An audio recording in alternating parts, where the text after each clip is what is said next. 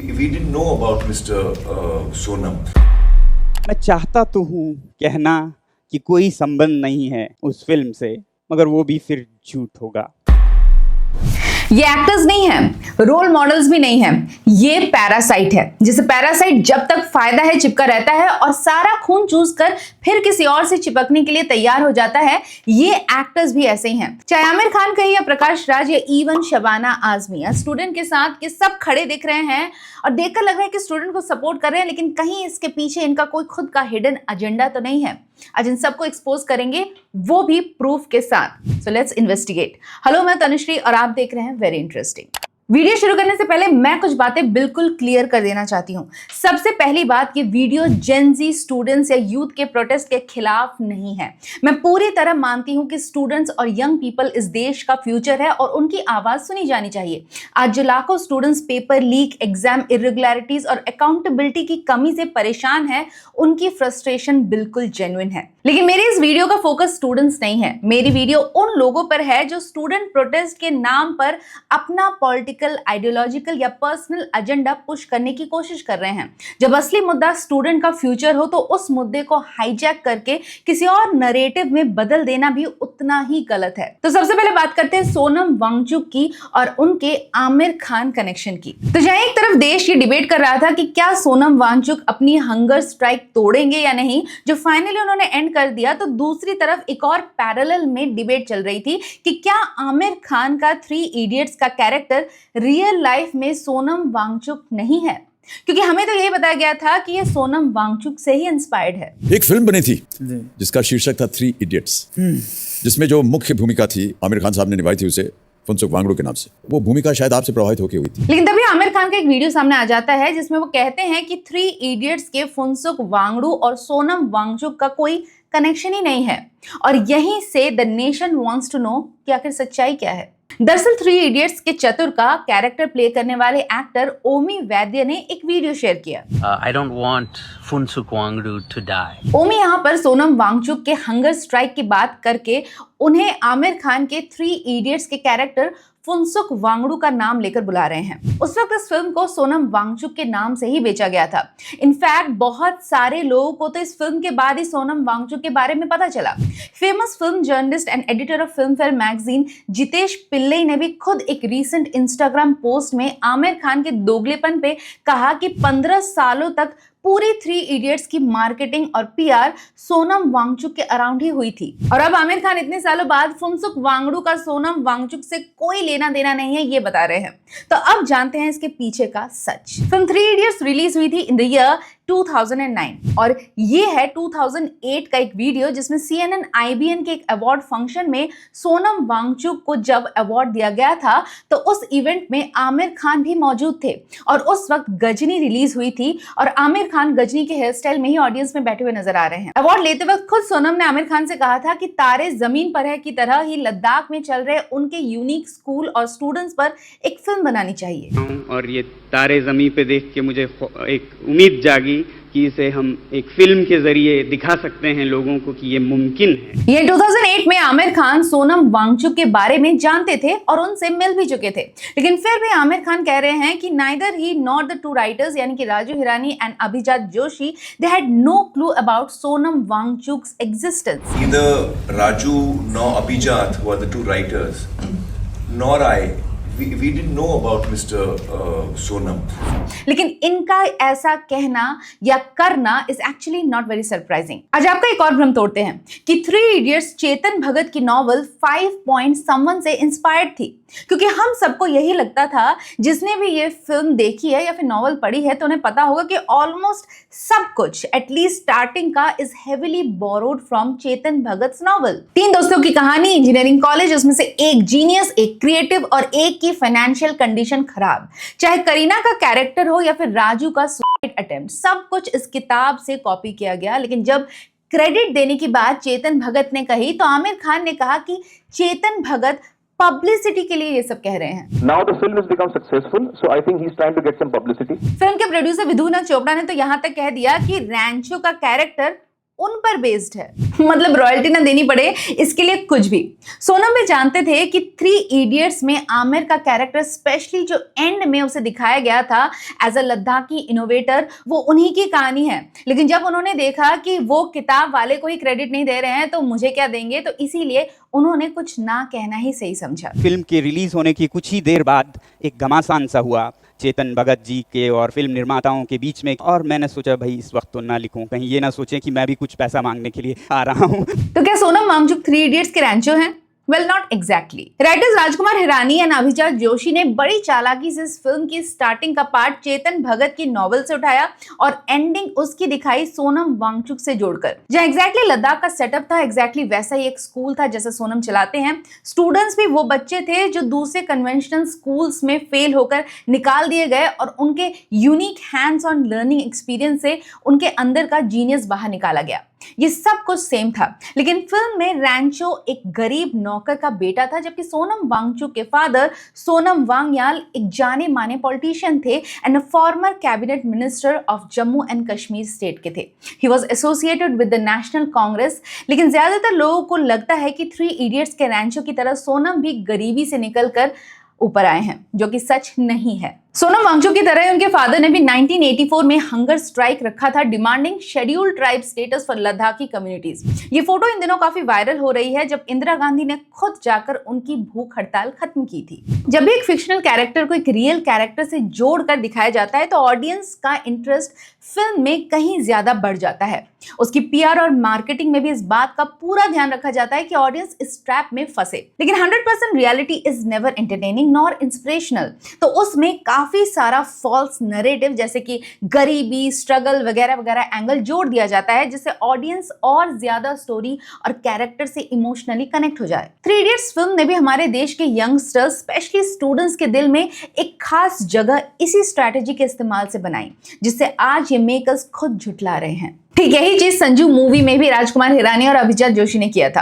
पूरी फिल्म में बहुत सारे फिक्शनल कैरेक्टर्स और इंसिडेंट जोड़े गए, लाइक कमलेश कमली यानी विकी कौशल का कैरेक्टर और संजय दत्त के रियल एनआरआई फ्रेंड परेश गहलानी में बस इतना ही सिमिलर है कि दोनों गुजराती हैं और एनआरआई है। बाकी जिस तरीके से उसे नरगिस का फैन बताकर हॉस्पिटल में एंटर करते हुए दिखाया गया वो सब झूठ है। अनुष्का शर्मा का character was also fictional. Drug dealer friend जिसे विलन बनाकर दिखाया गया, बताया गया कि उसने संजय दत्त को की बुरी लत लगवाई अपना धंधा चलाने के लिए, वो भी पूरा का पूरा फिक्शनल था और एक सिंपैथी एंगल जोड़ने के लिए क्रिएट किया गया था। और इस तरह से ये पूरी मूवी संजय दत्त की इमेज क्लीनिंग एक्सरसाइज बन गई। ये फिल्म स्टार्स हमारे आइडल बन ही नहीं सकते, because greatness comes with great character. और इन लोगों का क्या, इनका सपोर्ट, इनके सेंटिमेंट्स इस बात पर डिपेंड करते हैं कि इनकी कौन सी फिल्म नेक्स्ट आने वाली है। जब 2006 में फना फिल्म रिलीज हुई थी तो आमिर खान को लगा भी नहीं होगा कि जिस व्यक्ति की वो बुराई कर रहा है वो कभी इंडिया का प्राइम मिनिस्टर भी बन जाएगा। According to me, somebody like Modi there were Indians killed over there. There were innocent Indians who were killed by a leader who's supposedly a leader, and he is responsible. He and his party, he and his people are responsible for the killings. फिर जब prime minister बन गए तो आमिर खान के बोल बदल गए। Well, it was a really wonderful interaction that we had with the Honorable Prime Minister today. And, it was lovely to hear his thoughts, and he was very inspiring. चाहे सत्यमेव जयते हो या नर्मदा बचाओ आंदोलन या फिर Bhopal gas tragedy, Aamir Khan is perhaps the only A-list Bollywood actors जिन्होंने हमेशा एक्टिंग के साथ साथ सोशल कॉजेस पर भी बात की थी। इनकी बात सुनकर कई सारे यूथ इंस्पायर भी हुए और इन कॉजेस के साथ जुड़े भी, because they have this kind of influence. लेकिन सवाल ये है कि क्या बॉलीवुड पर्सनैलिटीज के कहने से या इनके इंस्पायर करने से ही ऐसे मुद्दों को हमें सपोर्ट करना चाहिए, क्योंकि इनके अपने बैटल्स तो चेंज होते रहते हैं। 2025 में आमिर खान को एकदम से याद आता है कि he is not an activist, he is just a film personality. क्या हमें वाकई में सपोर्ट या इंस्पिरेशन के लिए बॉलीवुड की तरफ देखना चाहिए या अपनी बुद्धि का इस्तेमाल करना चाहिए? क्योंकि इनका तो कोई भरोसा नहीं होता। आज किसी मुद्दे पर सपोर्ट कर रहे हैं तो कल कहेंगे कि हमें तो जबरदस्ती स्ट्रेस और प्रेशर में ऐसा करवाया जाता है। जेएनयू में दीपिका पादुकोण स्टूडेंट्स के साथ दिखी थी क्योंकि छपाक मूवी जो प्रमोट करनी थी, लेकिन आज जब वाकई में स्टूडेंट से जुड़ा एक सीरियस मुद्दा है, to show her solidarity and support, Deepika Padukone is nowhere to be seen, क्योंकि मैम की कोई मूवी जो नहीं आने वाली है हाल फिलहाल। नेताओं की तरह इन अभिनेताओं की बात भी हर 5 साल में बदलती रहती है, डिपेंडिंग ऑन कौन पावर में है। लेकिन इसमें इनकी भी गलती नहीं है। स्टार्स के ऊपर हमेशा से प्रेशर होता है अपनी फिल्म को प्रमोट करने का, कहीं उस पर कोई बैन ना लग जाए। करोड़ों रुपए दाव पर होते हैं और इसीलिए कभी ये कुछ बोलते ही नहीं है तो कभी कुछ ज्यादा ही बोलने लगते हैं। सब कुछ डिपेंड करता है कि इनका किसमें फायदा है और इनकी कौन सी फिल्म रिलीज होने वाली है। रिसेंटली राजकुमार राव पर भी जब एक फैन ने क्वेश्चन किया उनके एक पर्टिकुलर वीडियो के ऊपर, तो उनका जवाब था कि एज एन ऑडियंस हमें नहीं पता कि उन पर कितना प्रेशर होता है ये सब करने के लिए, हम समझ ही नहीं पाते। बाद में कमेंट को डिलीट कर दिया गया। पर कहने का मतलब ये है कि हम इनसे इंस्पायर हो ही क्यों रहे हैं, हम इनकी तरफ देख ही क्यों रहे हैं? क्या हमें अपने मुद्दों पर बोलने के लिए इन एक्टर्स की जरूरत है? नो, डेफिनेटली एक स्टार जब किसी मुद्दे से जुड़ता है तो it attracts more publicity and more I balls, लेकिन एट व्हाट कॉस्ट? अक्सर सारा अटेंशन मुद्दे से हटकर इन स्टार्स और इनके मुद्दों पर चला जाता है and that is a huge loss to any cause. यहां पर भी बात स्टूडेंट के हक से शुरू हुई, लेकिन अब ये पॉलिटिकल मुद्दा बन चुका है। पेपर लीक से एजुकेशन सिस्टम में चेंजेस की बात को लोगों ने पर्सनल एजेंडा का प्लेग्राउंड बना दिया है, लेकिन कुछ लोग अभी भी बॉलीवुड की तरफ से आंखें बिछाकर देख रहे हैं कि क्यों ये कुछ बोल नहीं रहे हैं स्टूडेंट्स के सपोर्ट में। अरे भैया, क्यों रख रहे हो इनसे एक्सपेक्टेशंस? जब ऑपरेशन सिंदूर की बात आई थी तब देश के लिए तो इनके मुंह से कोई सपोर्ट नहीं निकला था, तो अब स्टूडेंट्स के लिए क्या निकलेगा? लेकिन क्या हमारे स्टूडेंट्स इतने कमजोर हैं कि बिना बॉलीवुड के सपोर्ट के हम अपना आंदोलन नहीं चला पाएंगे? क्योंकि जहां तक मुझे लगता है ये जो आए भी हैं बॉलीवुड से सपोर्ट दिखाने के लिए, जिनकी कुछ लोग कुछ ज्यादा ही वाहवाही कर रहे हैं, like for example Shabana Azmi and Prakash Raj, एक बार सोचा है कि क्या इनका इस प्रोटेस्ट में जाना सिर्फ निस्वार्थ भाव से स्टूडेंट्स को सपोर्ट करना ही है या फिर इसके पीछे इनका कोई हिडन एजेंडा है? Let's find out. Now let's talk about Shabana Azmi first. Recently government ने FRCA यानी कि फॉरेन कंट्रीब्यूशन रेगुलेशंस एक्ट में कुछ चेंजेस किए हैं। फॉरेन कंट्रीब्यूशन यानी कि अगर आप कोई एनजीओ चलाते हैं और विदेश से आपके पास कोई डोनेशन का पैसा आता है तो उस पर कुछ रूल्स और रेगुलेशंस लगाए जाते हैं। फॉरेन डोनेशंस की आड़ पर पैसों को मनी लॉन्ड्रिंग या यूथ को रेडिकलाइज करना या फिर फोर्स रिलीजियस कन्वर्जन जैसे गलत एक्टिविटीज में इनका इस्तेमाल ना हो, इसीलिए मिनिस्ट्री ऑफ होम अफेयर्स ने FRCA में ये चेंजेस किए हैं for better transparency, sovereign interest and democratic accountability. Sonam Wangchuk के एनजीओ सेक्मोल का भी FRCA सर्टिफिकेट इसी नए रूल की वजह से कैंसिल कर दिया गया क्योंकि कुछ मिस एप्रोप्रिएशन ऑफ फंड्स की बात सामने आई थी। By the way, this wasn't the first time Sonam's NGO came under the scanner.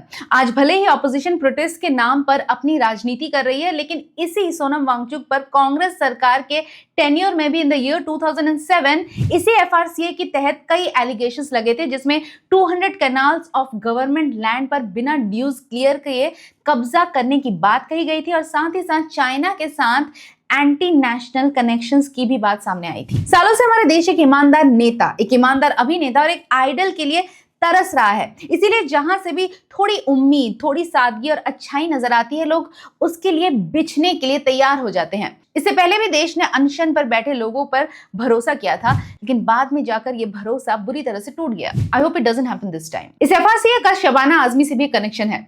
Shabana Azmi action add नाम की एक ब्रिटिश एनजीओ की चेयरपर्सन है। अगर आप उसकी वेबसाइट में जाएंगे तो शबाना आजमी का नाम सबसे पहले आता है।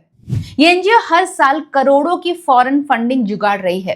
ये डेटा मुझे एक्शन एड की वेबसाइट से ही मिला है, जिसके हिसाब से फाइनेंशियल ईयर 2022 में इसे 36 करोड़ की फॉरेन फंडिंग मिली थी और फाइनेंशियल ईयर 2023 में 22 करोड़ की फंडिंग मिली थी। आगे के फाइनेंशियल ईयर्स की डिटेल इनकी वेबसाइट में नहीं दी गई है, तो इसके बारे में नहीं बोल सकते हैं। गवर्नमेंट का भी रिसेंटली FRCA के रूल्स में फेरबदल और हेवीली फंडेड एनजीओ से जुड़े लोगों की नए रूल से नाराजगी। वो कहते हैं ना कि दुश्मन का दुश्मन दोस्त होता है, कि स्टूडेंट प्रोटेस्ट के आड़ में ये अपना पर्सनल वेंडेटा तो नहीं पूरा कर रहे हैं।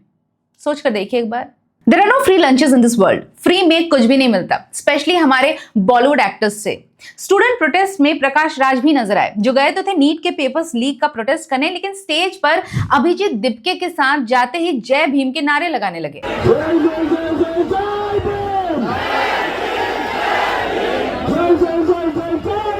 मतलब बात पेपर लीक्स पर होनी चाहिए थी, लेकिन उन्होंने इसे कास्ट और रिजर्वेशन का मुद्दा बना दिया, जो अगेन एक ऐसी चीज है जो हमारे एजुकेशन सिस्टम में बदलनी चाहिए। लेकिन स्वरा भास्कर, प्रकाश राज जैसे एक्टर्स को सिर्फ अटेंशन चाहिए, इसीलिए वो हर जगह कूद पड़ते हैं।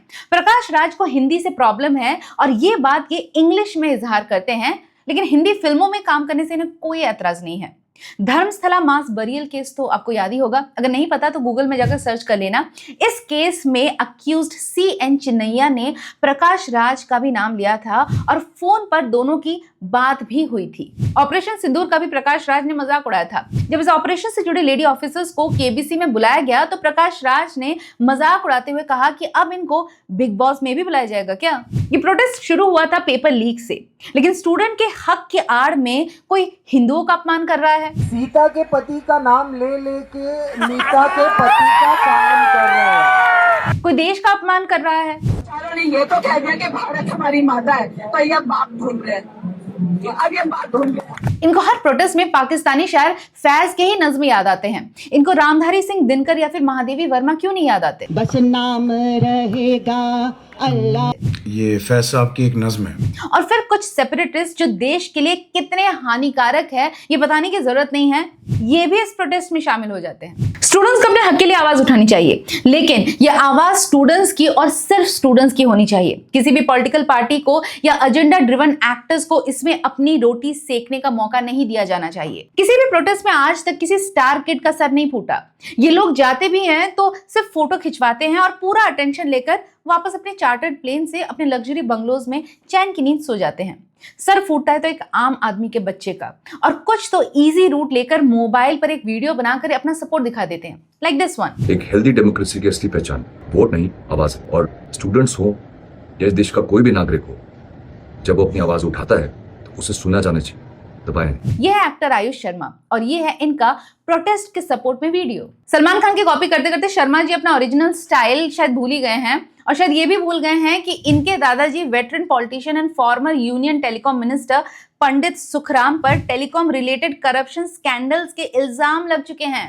ईडी के रेड में इनके घर से करोड़ों का कैश बरामद हुआ था। और ये है Sonakshi Sinha. I have never given a statement out like this, but आज हम उसे रहा नहीं जा रहा। रहा नहीं जाता।